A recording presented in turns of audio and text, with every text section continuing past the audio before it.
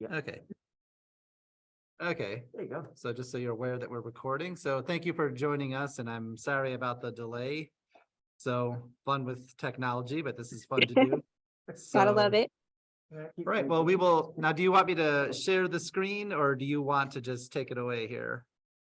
Do you have I can take it away. I I was having issues on my laptop as well. So Ah, I'm I from would- I'm doing it from my phone. The computer, the camera on my laptop wasn't the best. So I switched it over to my phone. So no, we're good here. If you guys are good over there, we can go yeah. ahead Okay. and get Well, now I don't started. feel so bad. So you're on the screen. So just go ahead. As soon as you start talking, you'll be bigger than Bill Gates in our big screen here. So, all right. Okay, perfect. Hi. Okay. Hi, everyone. My name is Jessica Glaspie. I am 35 years old. I am from Zion, Illinois. Um, I am HIV positive, and today is World AIDS Day. So every year I give a presentation in one way or another on the effects of HIV and AIDS in our community. And today I got the grand opportunity to do the presentation for my hometown. So really excited to be here and to engage with you guys. Again, my name is Jessica Glaspie. I have been living with HIV for 13 years. Come December 21st, I tested positive at 22, living in the Atlanta metropolitan area. I contracted HIV in 2009. So I wanted to come on and kind of discuss some stigmas that surround HIV and AIDS and kind of pass along knowledge and education and raise awareness. I'm sorry I couldn't be there in person. I do live in Texas and I do love it here. So if you guys are cold up there, I'm sorry. It's pretty nice down here. Um, but anyway, the first thing that I do want to talk about is disclosure. And my mom, if you guys can all see the classroom over there at the library, mom, you're gonna wave. That's my mom. And that's my stepdad, Gerald. They're there with some signed books. If you guys are interested in purchasing a book, you can. If you want, there's also a website you can purchase if you're watching virtually. There are other ways to get it. And I'll discuss the book later as well. But I wanted to point out that my mom is there because my first topic that I'll be discussing today is disclosure. And by disclosure, I mean having to disclose to someone, anyone, that you are HIV positive. So, a little background of my story. I was 22. I was dating someone. I was in a monogamous relationship. Um, and he was born with HIV, and he did not disclose to me that he had HIV. About a year and a half into our relationship, I found out that he was born with it. And, for the first 18 months, I just believed that he didn't know. That's what he told me. He told me he didn't know that he had HIV. And so I was guilty. I was guilt tripping and kind of beating myself up about it. You feel a sense of responsibility when you take somebody's word instead of seeing the paperwork. So now when someone tells me they've been tested and they're good and things like that, I need to see it. Right. So anyway, he didn't tell me that he was born with it. A family member of his told me that he was born with it. So for about 18 months, I just thought that he didn't know and that we, should have been more responsible in protecting ourselves. And so after I found out he was born with it, I left the Atlanta area and I moved back to Southern Illinois to finish my degree. And I had to disclose to my parents that I had HIV. So I went into the hospital after getting into an altercation. I was living with a roommate in Atlanta. I was only 22, so I couldn't afford all the bills by myself. So I had a roommate and we just could not get along to save my whole entire life. And one day we got into a physical altercation and I ended up having to go see my primary care doctor. And my primary care couldn't really tell me what was going on. He knew my lymph nodes were swollen, um, and that it wasn't normal. But there was nothing else that he could really tell me because he didn't specialize in anything. He was only a primary care physician. So he kept telling me to come back and see him, come back and see him. I came back about a week later. My lymph nodes were swollen. So if you don't know what lymph nodes are, they're a gland that go down the side of your neck. They go under your armpits and in your groin area. And my lymph nodes had swelled. And so I couldn't tell. I could only see one that was right here on my neck, and it was swollen visually to where you could see it. So, but the other ones, you couldn't see them protruding, but the doctor could feel that they were swollen. So he kept telling me to come back. So he finally referred me to an ear, nose, and throat doctor. And the ear, nose, and throat doctor checked out some things. I think he took, I want to say between 13 and 15 tubes of blood to send off for testing. Yeah, I left that. I think I left that day feeling pretty bad. Um, so, but I remember him checking in the back of my throat. So sometimes when you have HIV, and this doesn't happen with everyone, but sometimes when you have HIV, you can get white spots in the back of your throat. And he looked in the back of my throat and he said, well, it looks like it could be HIV infection, but it could be lymphoma, which is cancer. And so I walked away from the ENT, obviously pretty startled because at this point he was telling me I had HIV or I had cancer. And so I went and I did the research and tried to look at all the symptoms and all the signs of both. And it was fatigued and it was, body aches and it was flu-like symptoms and it was all these things that I was not experiencing at all. The only thing I had was the swollen lymph nodes, which was a sure sign of HIV as well. So he scheduled me for a biopsy, which is a outpatient surgery. They take a piece of tissue and they send it off for testing to test for cancer. And so I went in to the hospital for a biopsy, and my blood test results had come back already. So this is, again, still living in Atlanta. I was living with my godparents at the time.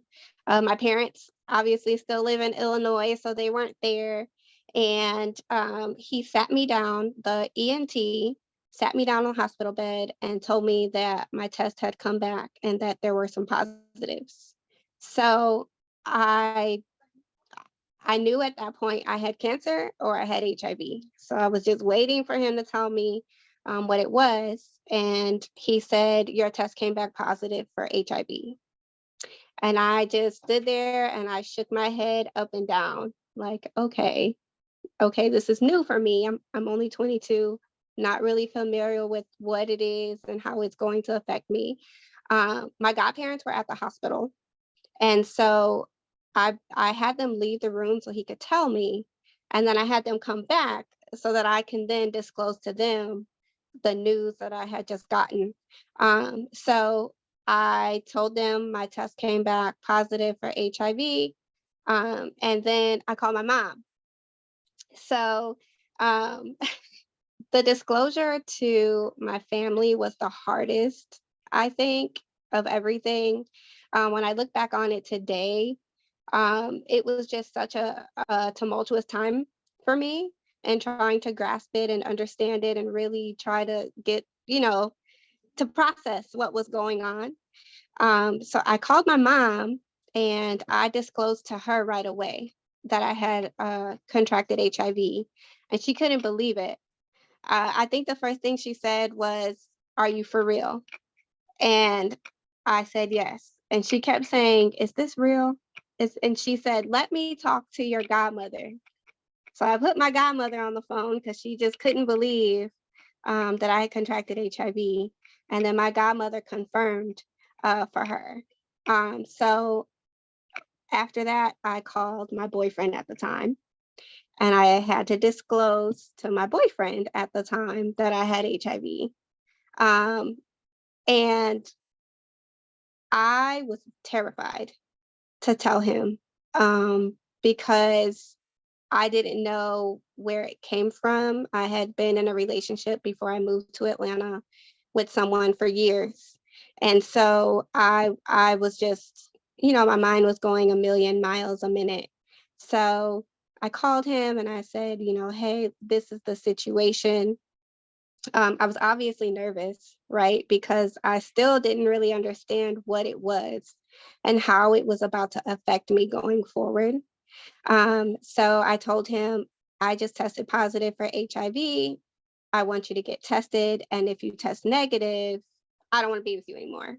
I was just trying to wash my hands with the relationship because I felt bad.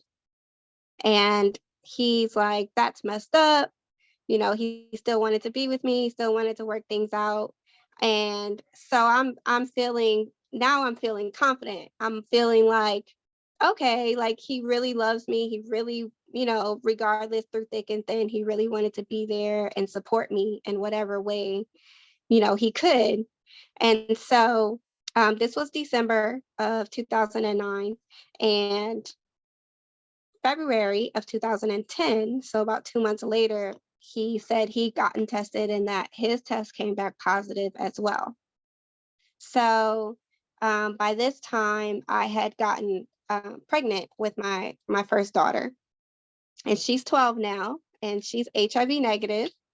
But in disclosing and going through, kind of the beginning stages of finding out that I had HIV, I thought it was a death sentence, just like everybody else used to think. And this was only 13 years ago. So, it had come a long way even then.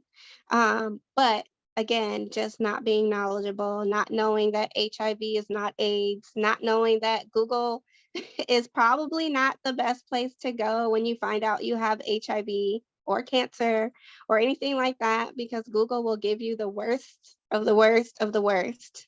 So I Googled it and I remember it saying that people with HIV normally progress into AIDS within 10 years.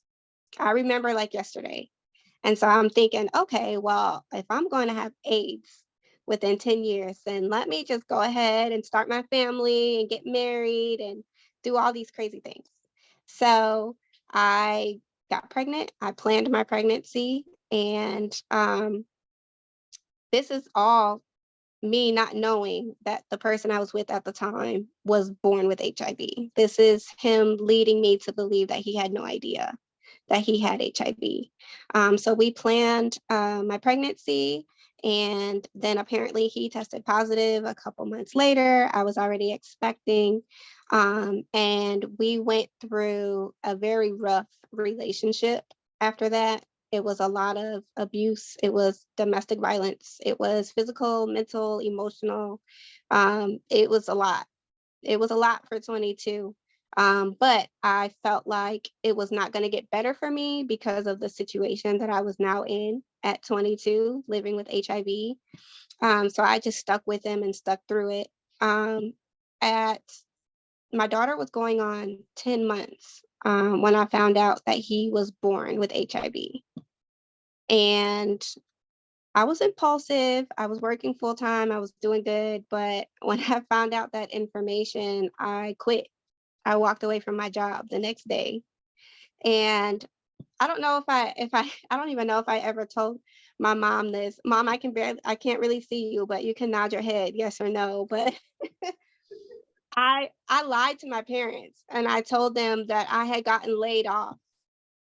And really, I didn't get laid off. I quit because I wanted to go home.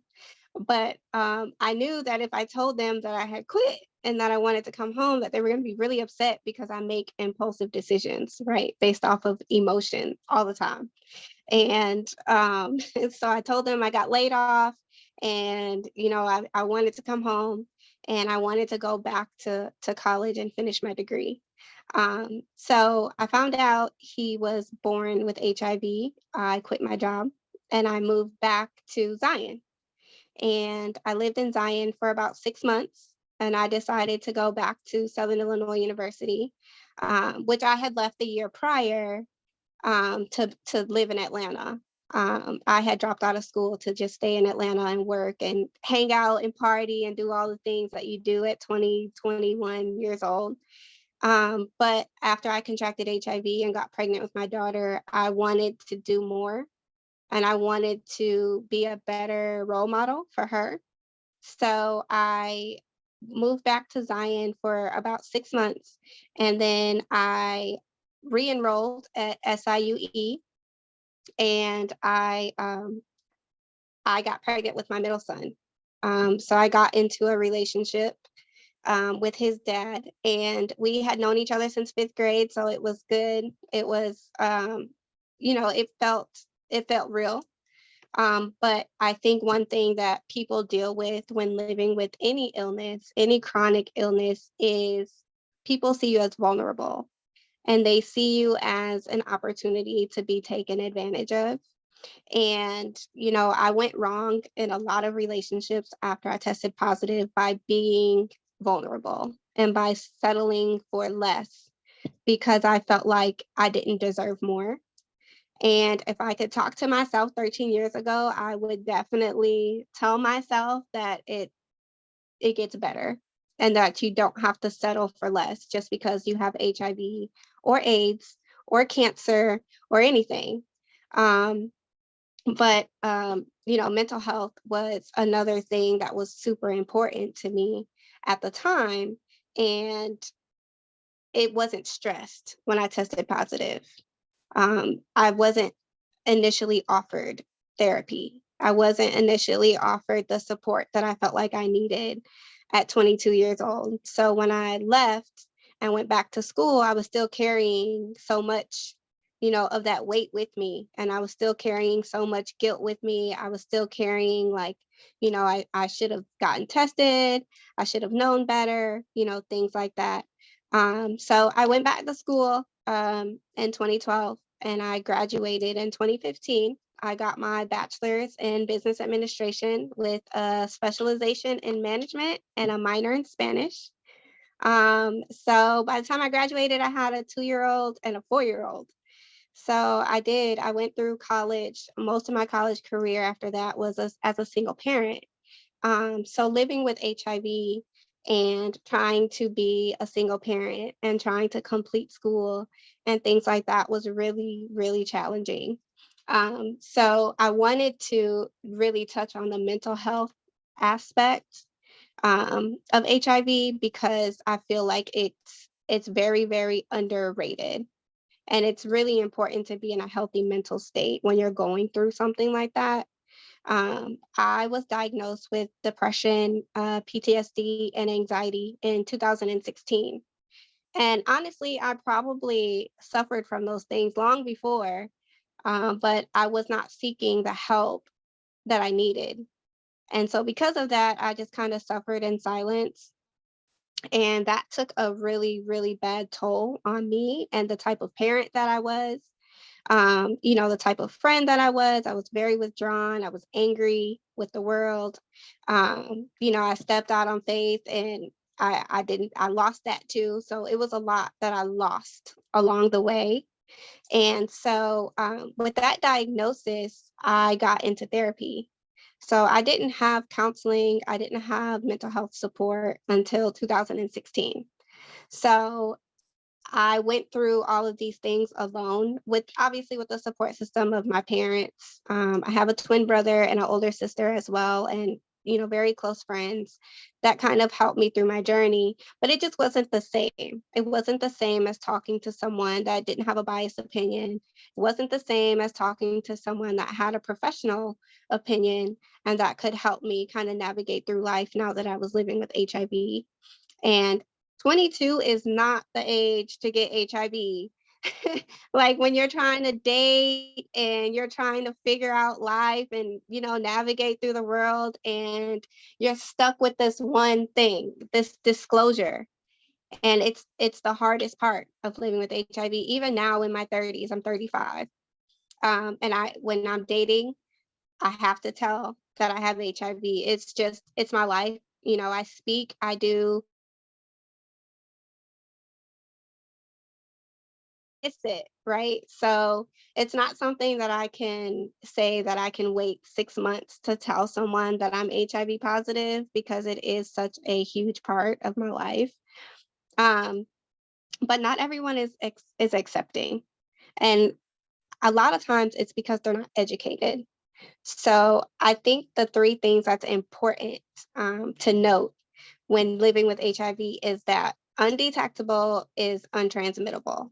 So that means with an undetectable viral load, I cannot transmit HIV sexually.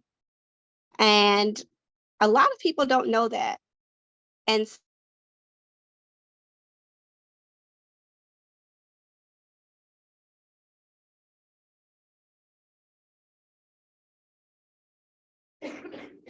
I'll text her. the risk is, uh-oh, I lost you guys. Can you guys still hear me? You can hear me, Sylvia? Can you guys still hear me in the library? Mom, can you hear me? Okay. Um, it's U equals U. So undetectable equals untransmittable, which means HIV cannot be transmitted sexually. And so HIV consists of your viral load and your CD4 count. Your viral load is how much of the virus is circulating in your blood, and your CD4 count are also called T cells, and those are the cells that fight off infection. So in someone that is considered immunocompromised, they basically have a weak immune system, and that decreases their CD4 count. So undetectable means your viral load is less than 20 copies. So I'm sure if you have children and you give them medicine, you know, you get the syringes from like a Walgreens when you pick up a medication for a child, and the syringe has like up to 5 mLs on there. When do your viral, it's how many copies of HIV is in 1 milliliter of blood. So if you're looking at that syringe, it's the 1 ml line. And so if it's less than 20 copies of the virus that's circulating in that 1 milliliter of blood, it's considered undetectable. And that's because it's so low that it can't be transmitted. So that's how I was able to I have 3 children. So that's how I was able to have children and have, you know, relationships beyond the one that I left without passing HIV on to my partner. Um, so that's one thing that's really important. That U equals U was not a thing when I first tested positive. So I couldn't confidently walk into the dating scene and say, hey, I have HIV, but I can't give it to you. I couldn't say that 13 years ago. It wasn't until a few years ago that U equals U campaign even started. So it was helpful to bring some normalcy to my life because I felt like I lost that in living with HIV. Um, Another thing to note when living with HIV is that even though it can be transmitted in other ways via dirty needles, drug users, I'm sure you guys have heard. If not, it is common for that to be transmitted that way as well, and through breast milk. They call that perinatal transmission. So it's important to get tested and to know your status and the status of your partner for the sake of not passing it along to your children if you plan to still have kids, or just because you know your status doesn't mean that your partner knows their status.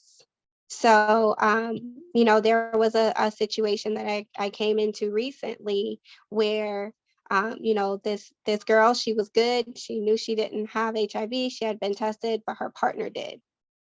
And she didn't find out until it was too late. So, you know, I always urge people to know, you know, your status and to actually see the paperwork, because even though it's advanced a lot, I'm on a 1 pill once a day regimen. I go to the doctor every 3 months. I get labs done and everything is good. It's not always like that. And everybody doesn't have the same experience. I had never seen anyone with AIDS until recently in the past few months. And it is definitely a scary, scary thing to see and a scary thing to have to live through.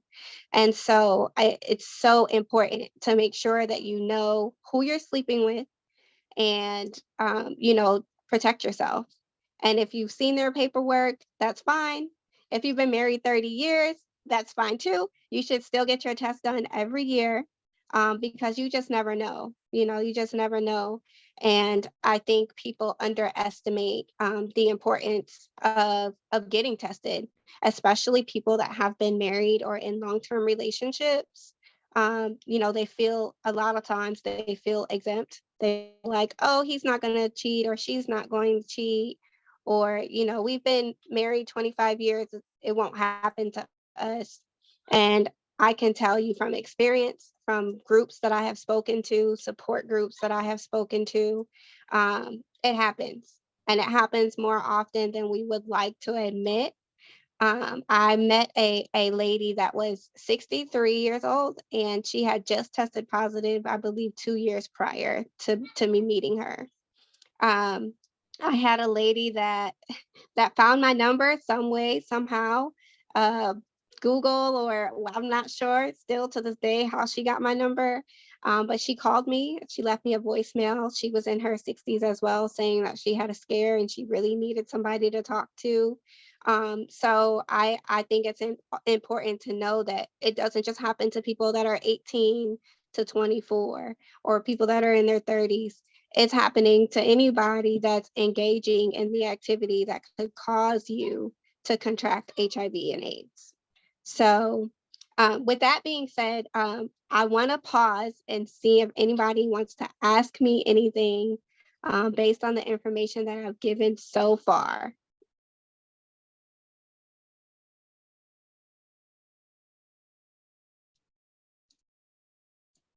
I'll give a few moments.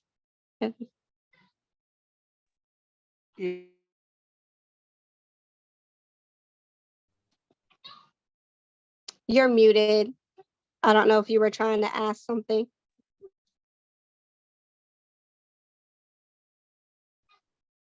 Okay, there you go. Can you hear me now? I can. Okay. Yeah, well, I was just curious. So your boyfriend at the time didn't disclose that he had HIV, but he knew it at the time? That is correct. Okay. And just, I mean, I'm just kind of curious about how this works. Was there, but you said that you're required to disclose that to people?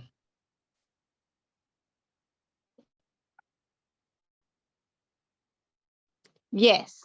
And I apologize because you went silent for a moment. But if you asked, are you required to disclose legally?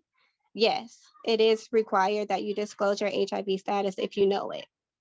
I see. So I mean, what about, go ahead. In the state of Georgia where she was, I don't think it's illegal. Sorry, it's quiet over there, so I want to make.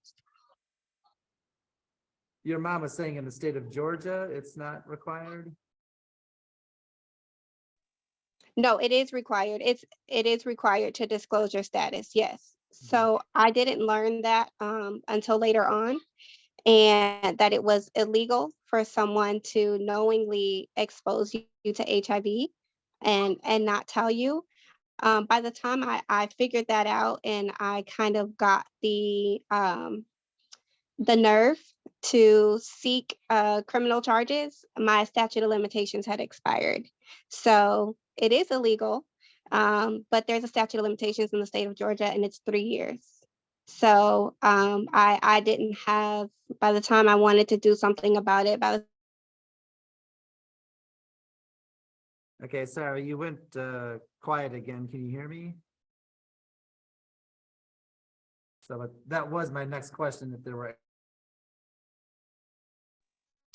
Back when I reached out to the Crimes Against Persons Department in Cobb County, that was the county that I was living in at the time. It carried a minimum of 1 year in prison. So, and it was considered a felony. But again, you had to press the charges within that 3 year gap. Otherwise, so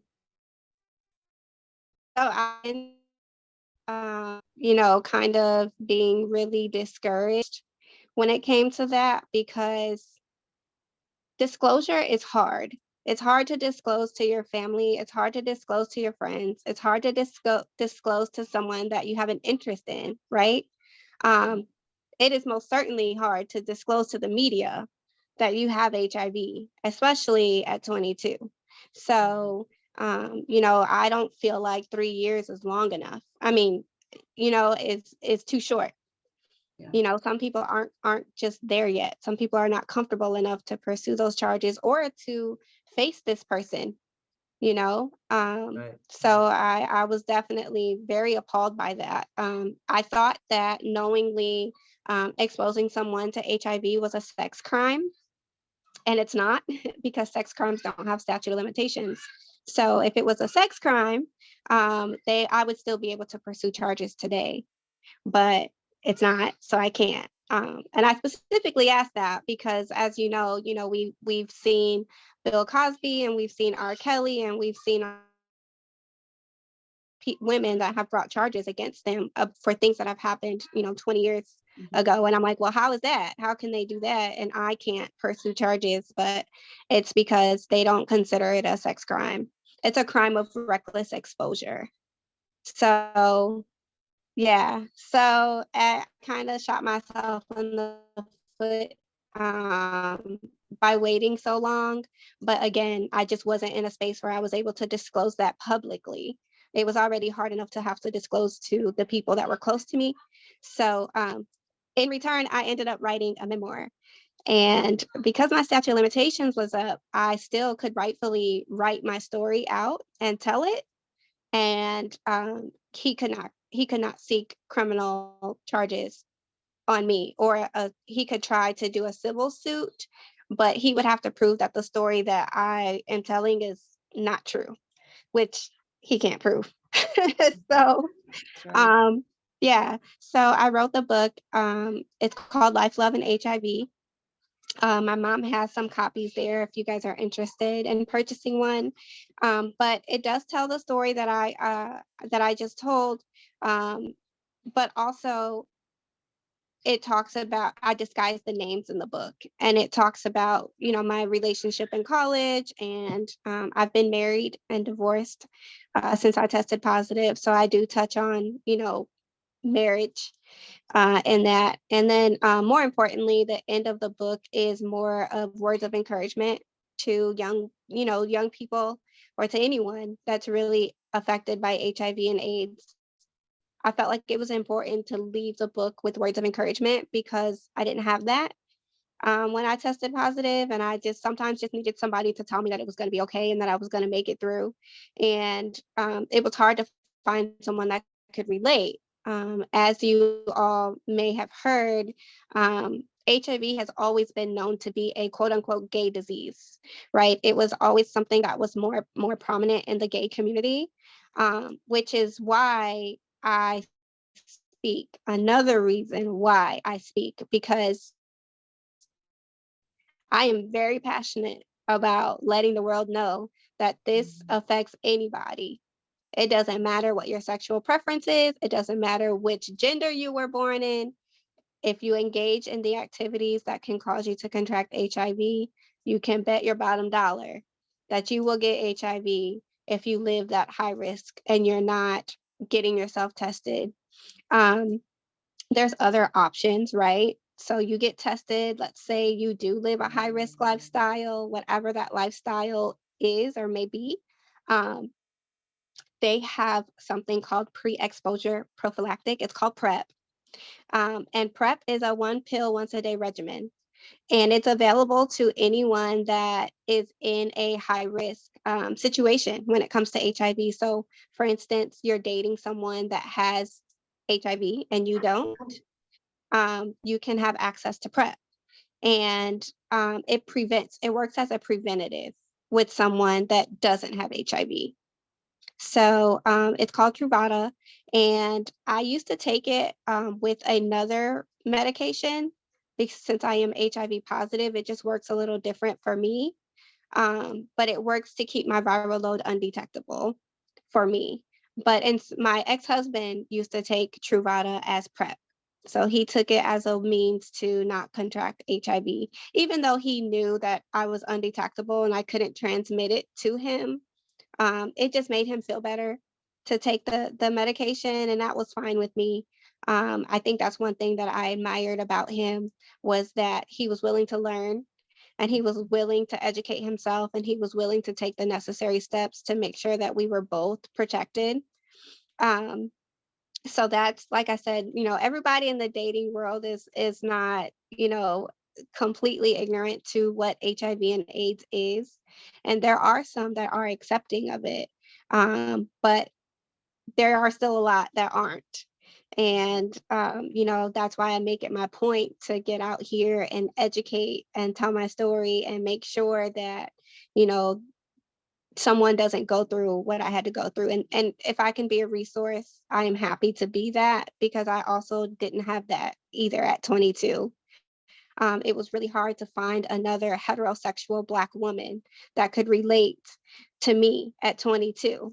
A lot of women at that time that I ran into that were living with HIV had been living with HIV for 20 and 30 years. They were already comfortable. They already, knew the ropes. And, I just wasn't there yet. I was still trying to figure it all out. So it was just really hard to connect to people.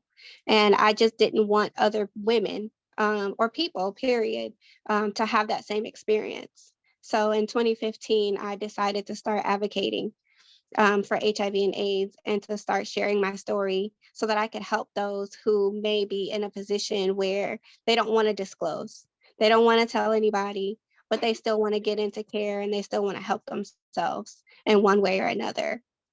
So the mental health aspect is important. I know I touched on quite a few things, but the mental health aspect and the disclosure is important, right? Because if you don't disclose, then you're asking for jail time. You're asking for it, believe me. I've seen more cases of people being jailed for HIV in the past few years than I've ever seen since I've had HIV. So, they are starting to really prosecute those people. It's just not fair. It's not fair to not give someone the option to say, yes, I can deal with this. We can go through this together, or no, it's just too much for me. And I wasn't given that choice. So I just knew what that felt like, and I could never do that to someone else and knowing how it felt for it to be done to me. So I always disclose. Whether we're having sex or not, I tell.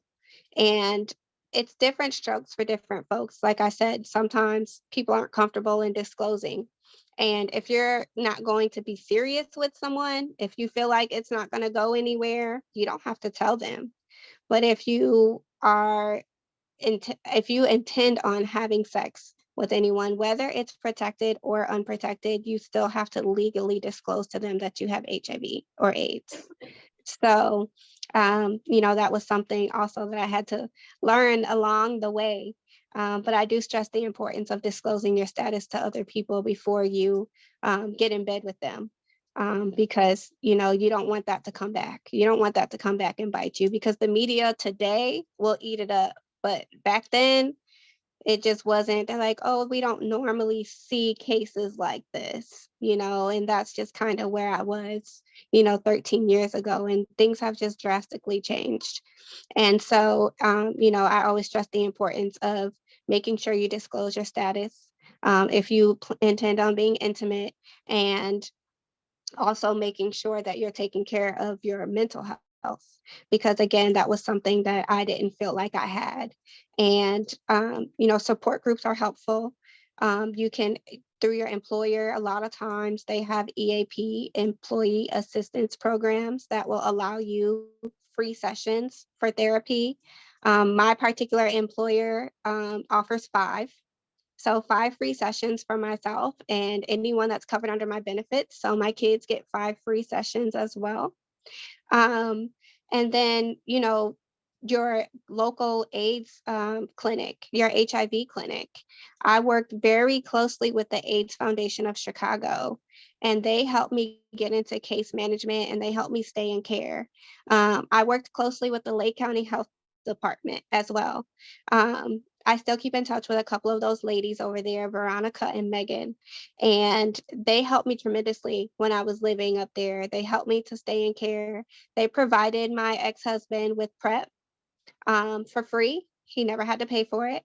And they have pamphlets for you. They have condoms, female and male condoms that they'll give you for free. So, I just think that even if you don't want to publicly disclose, behind closed doors, you should still be able to take care of what you need to take care of and be comfortable, in the bedroom. So that was another thing that I appreciated, about being public about my status, was that I wasn't alienated. I thought a lot of people were going to say, oh my God, she has HIV. Don't drink after her. Don't sit on the toilet after her. Those are stigmas that still really honestly are here today. And it just takes a village to kind of spread the awareness and say, you can't get HIV from me because I have tears, or because I sweat, or because you drank after me, or, those are things that's why Google gets you in trouble, because if you Google it, it'll say bodily fluids. And so we all know, like, oh, well, that's technically a bodily fluid, but it's just not categorized that way. So it can't be transmitted that way. You can only be transmitted via unprotected sex, breast milk, or sharing needles. So the other thing about HIV is that when it comes to being intimate, like with your partner, a lot of people feel very hesitant in trying to start a family. I know I was very hesitant with that in passing HIV to my children. Even though it was undetectable, it was still just kind of a little bit of fear. Um, nothing is ever 100% right. And in my eyes, in my brain, I'm like, this is not possible. This can't work. But it absolutely can. And I think that that's a huge stigma too, that surrounds HIV and AIDS, is that people feel like they can't have a family and that they can't have normalcy, and they can have a family and they can have normalcy. As long as they adhere to their medication and as long as they take care of what they should be taking care of with their partner, then it's very possible. I have, like I said, 3 children. They are 12, 10, and 5 now, and none of them have HIV. My daughter will speak with me sometimes. I have to pull a few teeth to get her to speak with me sometimes, but we did write a children's book that I'll be releasing in March, and it's called Mommy and Me and HIV, and my daughter wrote it with me. And I think it's important to include your kids, to include your partner in your journey, because it's hard to get through it alone. And my parents were always there for me and they were always supportive. But it's just a different kind of support when you have it from your partner and when you have it from your children. I also wanted my daughter to be aware, right? I wanted her to know, like, mommy has HIV, and in layman terms, like, this is what it is. And with being very G-rated, of course. So I didn't do too much or say too much. But my daughter is very compassionate. She has a lot of compassion for other people. And so I always, always, always preach to her that no matter what your circumstances, no matter what you go through in life, no matter what happens, you can always come out on top. And, my boys too. So my daughter is 12 and my boys are my younger children. And, I just felt it very important to preach to them that, yes, I have HIV, and yes, I may have had a few bumps in the road, but I still went to school. I still finished. I graduated. I have a very good job. I work in supply chain for a healthcare system here in Texas. I've been here 4 years. So, in in the 4 years I've been here, I've doubled my salary from when I started. So it's been an amazing journey. It's been something that I never thought I would be here.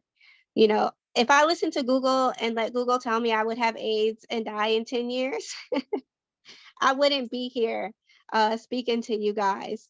So, I really urge you to everyone, to do your own research, to talk to people that have lived experiences. That's really important, especially when you're dealing with things like this: HIV, AIDS, cancer, sickle cell, anything. It's important to get a perspective from someone that you can relate to and that can relate to you, because it's going to always be different than what you can find on the internet.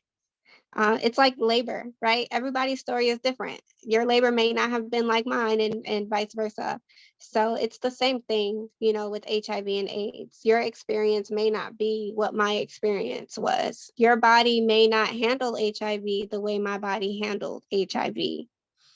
So I always try to, look at the glass half full, because even though I got struck with HIV at 22, I'm 35 and I am still very much so taken care of, and I take very good care of my children. And we've traveled a lot. I took my kids to Hawaii last year, and I find joy and importance in making memories. When you go through something like that, when something hits you like that, a lot of things change. Your priorities change. I remember I used to be so gung ho on buying a home. That was just what I wanted to do. I'm like, I want to buy a house. That's just what I want to do. And after I got HIV, it just wasn't a priority. I wanted to make memories with my kids. I wanted to travel. So it kind of went on the back burner. And so, when your focus and your perspective changes, when you go through things like that. And so it's important to relate, to find people that are relatable, because some people will probably make you feel crazy because they don't agree with what you did or the way that you did things. But I always say it's really hard to say what you would do in my situation. When I found out he was born with HIV, I had plenty of people say, I would have put him under the jail, or I would have done this, or I would have done that. And, to be transparent, unless you're sitting on that hospital bed and someone is telling you that you have HIV, you can't really say what you would walk out of that hospital room and do. Because in hindsight, I probably would have said the same thing. Like, if that was me, I would have done this. But it happened to me. And that is far from what my first thought was. My first thought was, okay, how do I move forward? Okay, how do I disclose this to my family? Those were the things that I thought about first. It didn't cross my mind that he knew he had HIV. He just didn't seem like that kind of person that would do something malicious like that. But he was. And he wore a bright smile on his face. He was handsome. He was charming. Um, Took very good care of me at the beginning, bought me whatever I wanted, um, numerous dates, anywhere I wanted to go.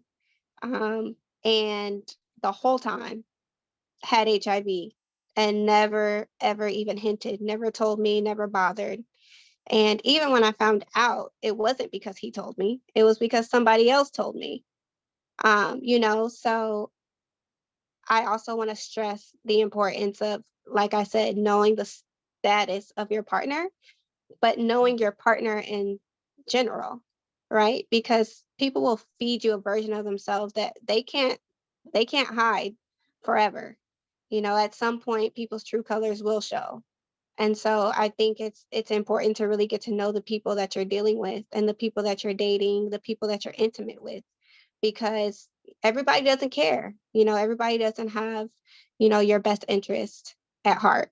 So, I would say to anybody watching right now, young women, young men, um, you know, HIV it was devastating. It was devastating for me to contract HIV at just 22 years old. And if I could go back, I would have gotten tested. I had never been tested for HIV before I tested positive. So I would have gotten tested, and I would have definitely made sure that I knew the status of my partner at that time. But we can't turn back time. So if I could preach to my younger self, that is definitely something that I would make sure that I prioritize, and saying that, like, if you're gonna be out here living this crazy life and having this risky lifestyle, and you don't want to risk it all for one night. You don't want to risk it all for just, a night full of fun. So it's just always in the back of my mind, to make sure that I stress that when I speak, because I don't feel like anybody stressed that for me. And I was just out, just dating and just living and having my own fun. And we were in a relationship, and I was faithful to him, but he wasn't faithful to me. So he didn't just give me HIV, he gave HIV to numerous women. And when I tried to do something about that, those women have to press charges themselves. So there was literally nothing that anybody could do for me. So I took it upon myself to just write it out and share my story via a memoir, so that everybody knew the real story. Um, Another thing is, the first friend that I told, I graduated from Zion Benton in 2005, and I had a best friend from high school that I told in confidence. And I'll never forget how fast Zion knew that I had HIV. I felt like the whole city knew within a span of a few weeks. And I was I was just devastated. And the story was, oh, she got it this kind of way, oh, she was promiscuous. It was just, nobody knew the true story, and nobody knew exactly what I was going through at the time, and I wasn't in a space to talk about it. So when I finally got in a space to talk about it, that's when I said, I'm going to write this out and I'm going to share my story so that everybody knows what really happened. And so that's when I wrote Life, Love, and HIV. And it was definitely like closure for me, seeing that I never received an apology from the person that gave me HIV as well. So it was just kind of, I guess, closing that chapter of my life and being able to move on and start really advocating and spreading awareness and spreading the education. So I want to know if anybody has any questions for me. I see you waving.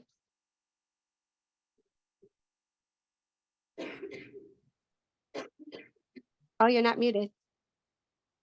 Oh, okay. You can hear me walking around there, so. Yep, I can hear you. Yeah. So you said there have been an increase of prosecutions for failure to disclose in the last 3 years or so. Like, why do you think that is? What's changed? I think that more people have gotten comfortable with their status and have gotten comfortable with saying, this happened to me and I don't want it to happen to someone else. Um, it used to be, like I said, a death sentence. It used to be a big stigma behind it. And I think that people are just getting more educated, and people are in a space where they know undetectable is untransmittable. Yes, I have HIV, but I can still live a normal life and have healthy relationships. And I think that helps move the ball forward. And do you think people are generally better educated about that nowadays? Because like I'm old enough to remember, the Ryan White days when nobody wanted that boy in their school and all of that. Do you think people are more accepting now than they were even 3 years ago? They are. They are definitely more accepting. Um, and I also think that it has a lot to do, I know it has a lot to do with social media, right? So we are in an age where you can post something and it can go viral, and now the whole world knows that this guy gave you HIV and got 20 years in prison for it. And so then if it happens again, you're like, oh, I remember I read this story and this guy got 20 years. So let me go ahead and press charges too, and that just wasn't my experience growing up. So yeah, I think a lot has changed in 3 years. And I I think 3 years from now, it's going to be even more changing. And, right now there's a big push to decriminalize HIV. Um, so I can elaborate on that a little bit. Right now, there are some states that will try you for attempted murder for um, knowingly infecting someone with HIV. There's 12 states, 12 or 13, Okay, so if you can hear me, I don't know trying why this to keeps happening. decriminalize it. So, Okay, I don't know if you can hear me, but you should come a back up in lot a of second. states are trying to.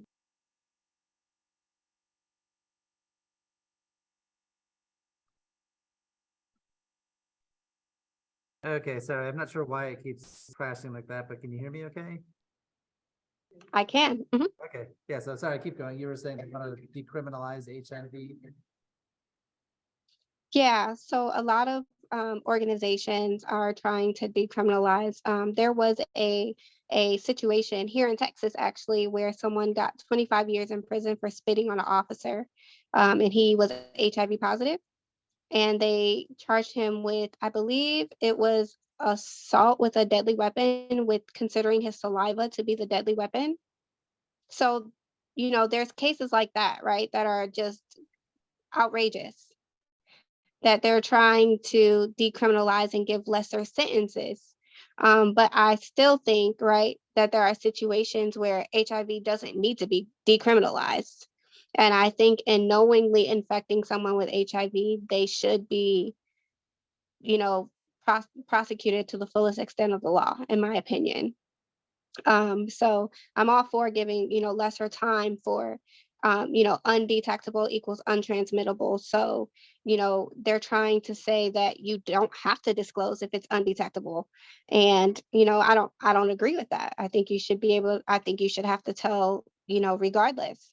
But, there's just these things, right, that are floating around. And that's why I say 3 years from now, I feel like a lot of things are still going to have changed by then. Okay. Great, well, I'm happy to hear that. Um, And when is your children's book coming out again? It'll be out in March. March is National Women and Girls HIV and AIDS Awareness Day. It's March 10th. That's when I released my memoir in 2021. So me and my daughter are working hard to get the illustrations done. The book is written, so we're just trying to find the perfect person to draw the pictures for us. And then we'll be releasing that together. So that's one thing that I struggled with living with HIV was disclosing to my children, how to talk to my children about it, and then how to help them navigate through life as well with an HIV positive mother. I think that's something that isn't talked about still. That should be talked about because they go through things too, and especially having a mother that's public with my status and that's kind of in the spotlight. I think it's not a lot of pressure for them at this age, but in a few years it could be a lot of pressure, and I just want them to understand, what's going on, and understand why I do what I do and why I speak to people and why I tell my story. God forbid anything like this ever happens. Guess we'll just wait for it to come back.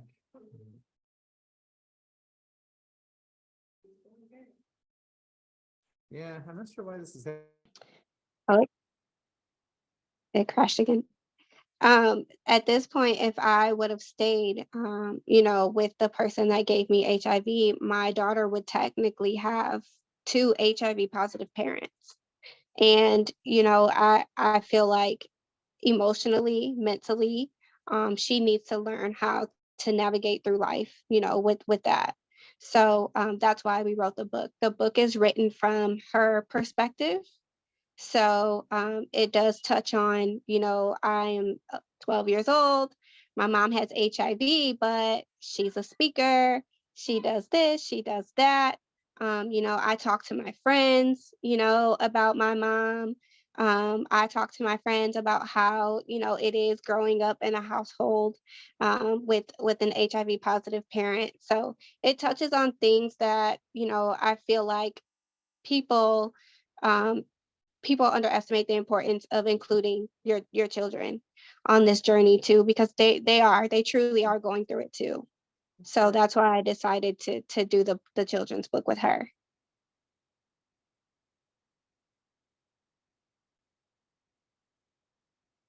Was there any more questions that you guys Do had you for me? Yeah, do sorry. you speak at schools or I do. universities? I do. I actually am speaking Excellent. tomorrow in Houston. So, Excellent. yep, I'll be on the road in the morning to speak at Texas Southern University in Houston. So Excellent. I spoke at UIC, the University of Illinois Chicago.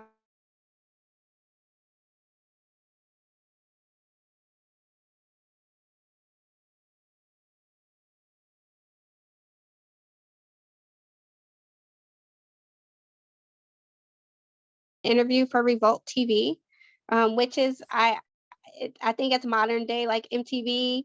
Mhm. So that was really cool to do. I did that a few years back. It's really open. Me advocating and being able to share my story has really opened a lot of doors and a lot of opportunities for me to educate and to spread awareness, but to also reach those people that look like me and those people that are experiencing the things that I'm experiencing. And I didn't have that 13 years ago. I couldn't pay to find someone that was 21, 22, living with HIV and thriving. So I wanted to make sure that I told my story in a way that this did happen to me, but I am also thriving in today's society with HIV. I am a single parent. I have been a single parent for a while. But again, I do have a degree. I do have a well-paying job, and I'm happy.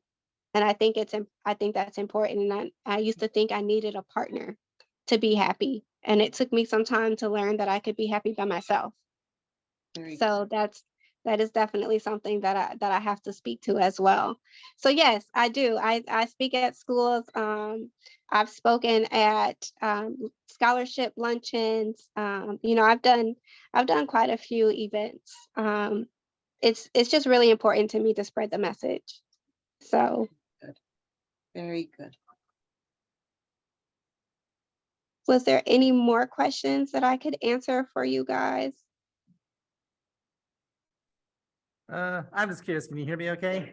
Yep, I can. Okay. So what's the reception with young people when you go to schools? They are they are always surprised.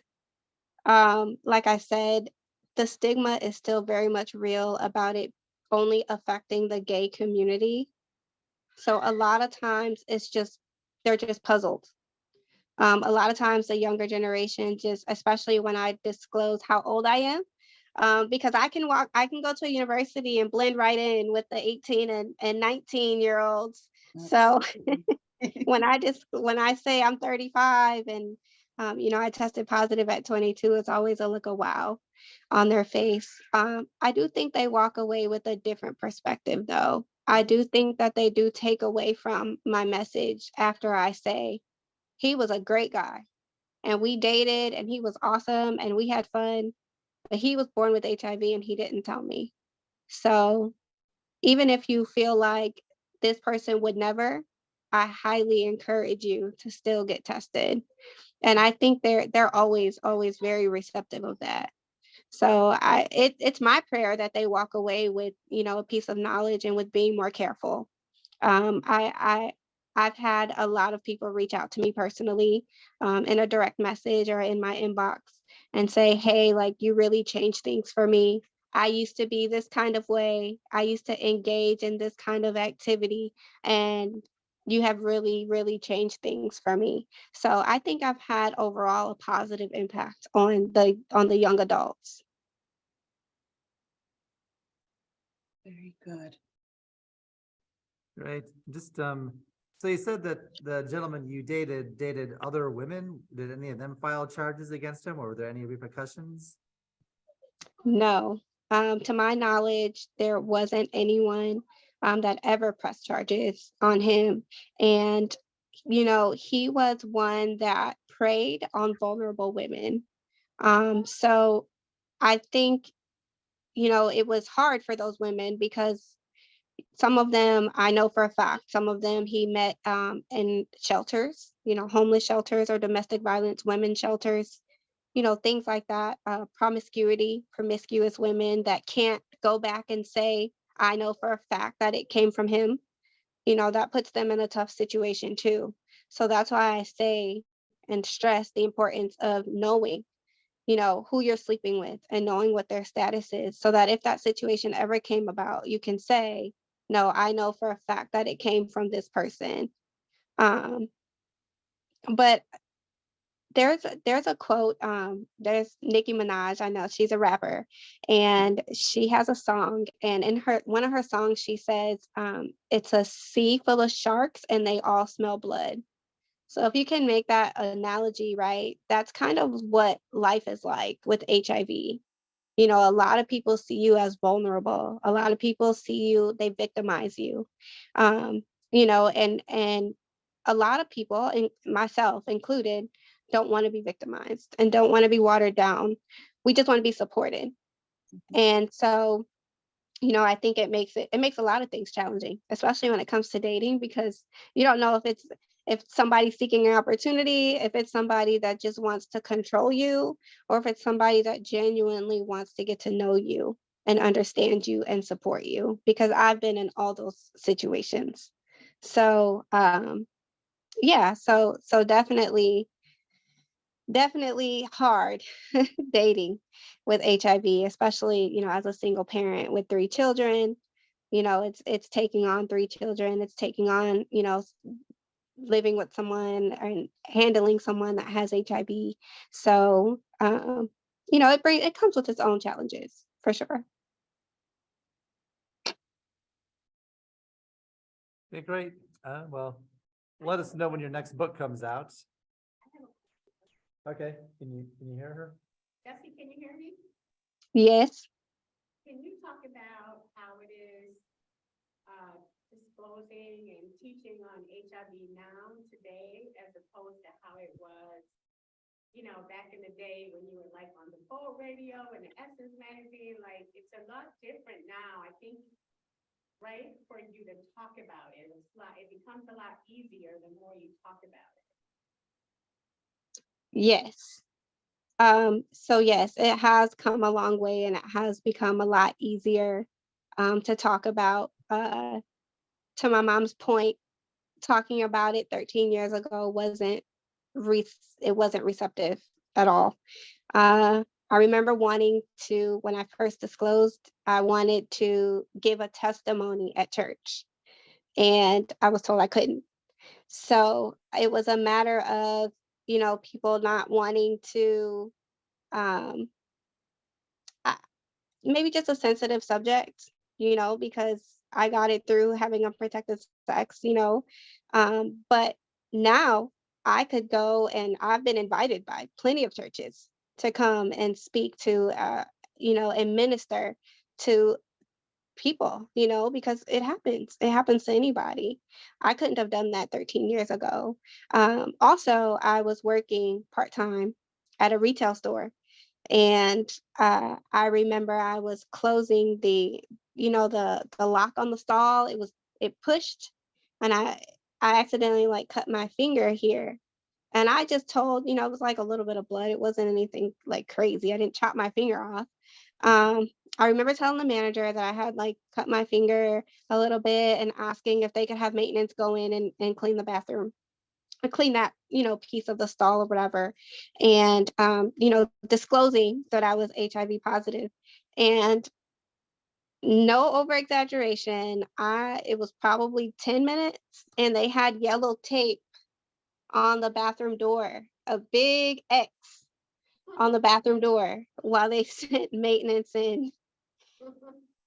And it's just, it would never happen that way today. for sure. Would never happen that way today. But it definitely happened to me, back then. And that was just 13 years ago, and it was just a matter of people not knowing and not being educated.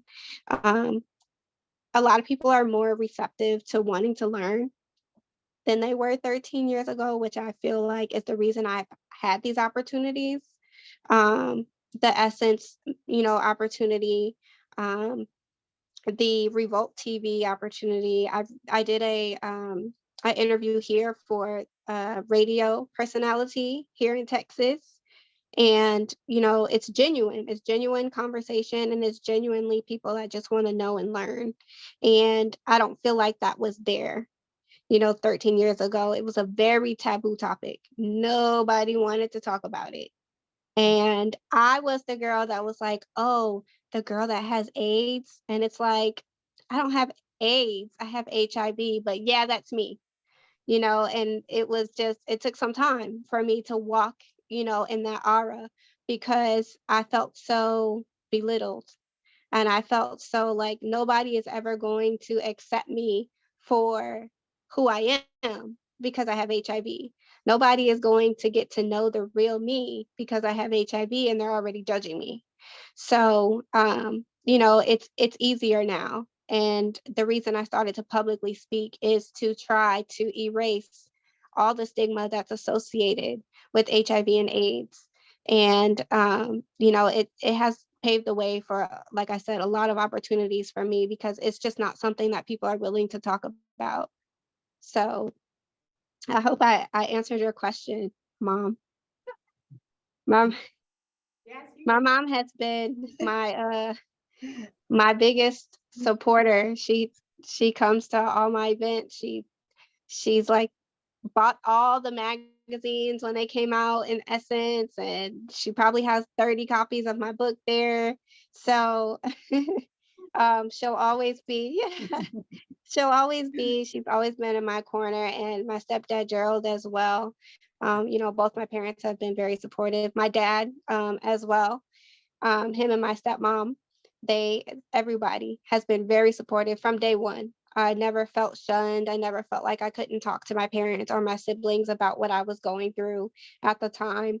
But it was just hard to get along in society. It was hard to feel accepted in society, because I was now going through this thing that I felt like nobody could understand, where I was coming from. Um, like I mentioned, I do suffer from depression and anxiety. I do still have bouts of depression, being here in Texas with my parents, all the way in Illinois, being a single mother of three, just trying to navigate through things, coming out of domestically violent relationships, abusive relationships, that's also, very challenging. And the reason why I'm still single is because I settled before for many years, and I told myself that I would never settle again. For you. So I'm just in a space where if it's a red flag, it's a red flag. That's right. Because I overlooked those red flags some years ago. And I feel like, had I paid attention, paid closer attention, then things may have been different for me. And maybe not, but God has a plan, right, for everybody. And I didn't think 13 years ago that this is what I would be doing with me living with HIV. So it's been a felt like a curse at the time, but overall it's been a blessing, to be able to share my story and share my lived experiences. Thank you for doing so. Thank you. Yeah. I have a question. Earlier, I heard therapy was a good coping mechanism for you, but in addition to that, what other coping mechanisms can people use to help them deal with them having HIV? I journal. I've kept a journal since 2007. I tested positive in 2009. So that's how I was able to write the memoir, because I detailed so many different accounts that have happened to me, over the past, 15 years now. Um, I keep a journal. There is a girl I went to high school with named Aishia. She recently released a journal, and I bought it, and so I use her journal now. But it's really cool. It has, let me see, it's called Signed a Black Girl That Rocks. I don't know if you can see it. But it has, it's an empowerment journal, and it has quotes in here from Black women, some women empowerment quotes. So I write in that now, but I filled up about 4 journals before I got that one. So journaling was my other coping mechanism, and music.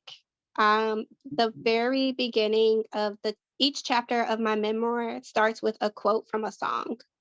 So music, I I still today can just put headphones in and kind of tune out the rest of the world. So music, therapy for sure, and then journaling are the other ways that I deal with, when I'm having bouts of depression and things like that. I'm able to listen to music and write, and it makes me feel a lot better.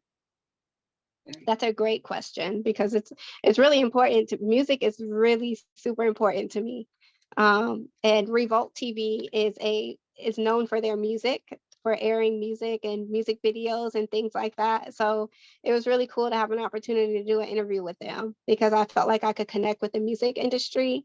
And HIV and AIDS is something that falls on deaf ears in certain industries, right? It's something that they feel like is not going to happen. And then recently there was someone that found out she had AIDS, and she was known in the music industry, and she lost her ability to walk. She had to go through rehab and all kind of things.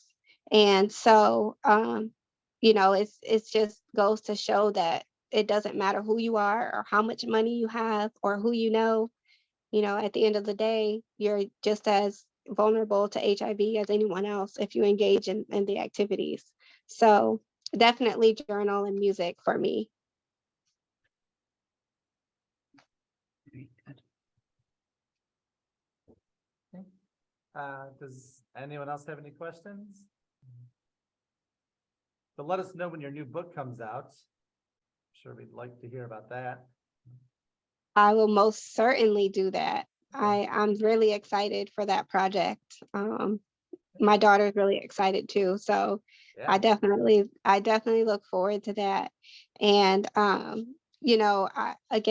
just encourage everyone to get tested, everyone to know National HIV Testing Day is June 27th. It's the same day every year. And most times you can find free HIV testing somewhere. I know for sure the Lake County Health Department does it. So, AIDS Foundation of Chicago has testing centers where they'll test for free. It's rapid testing. You'll get your results same day if you want them. And if your test was to ever, come back positive, I think the first step would be to get into therapy. I wish that was what I would have done when I first tested positive, was seek therapy to help me get through it.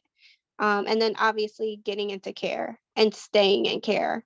So currently there's 1.2 million people that are infected with HIV in the United States, and only 50% of them retain in care.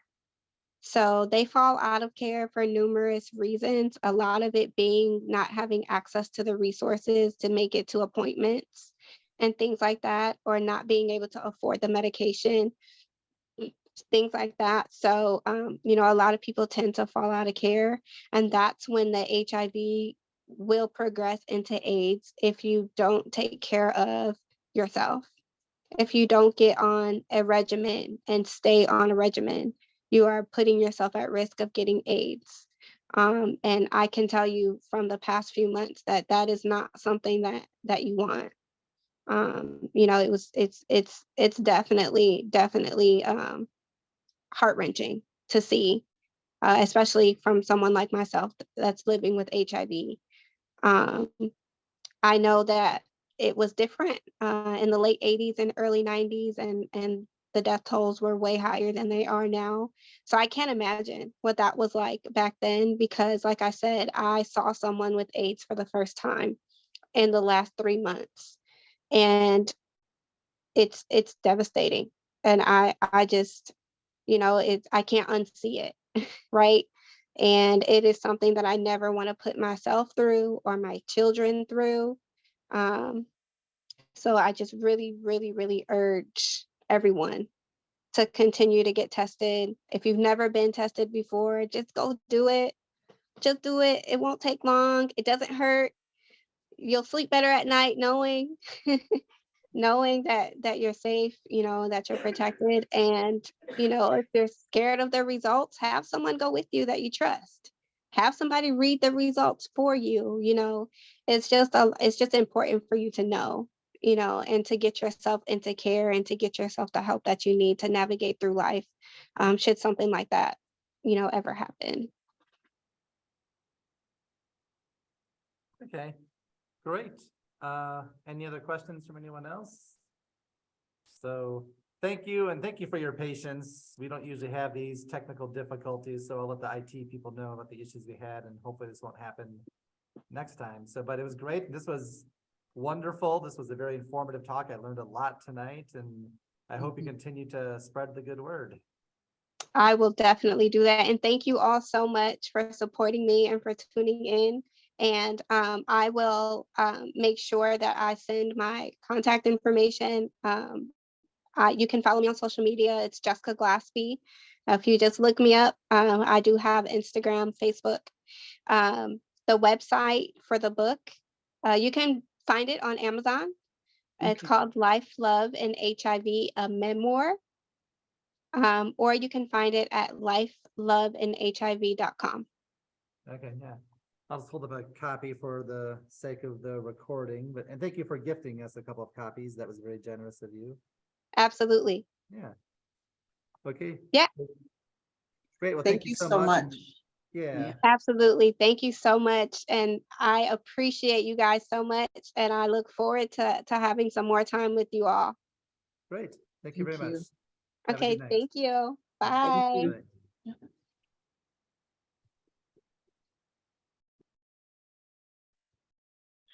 How do we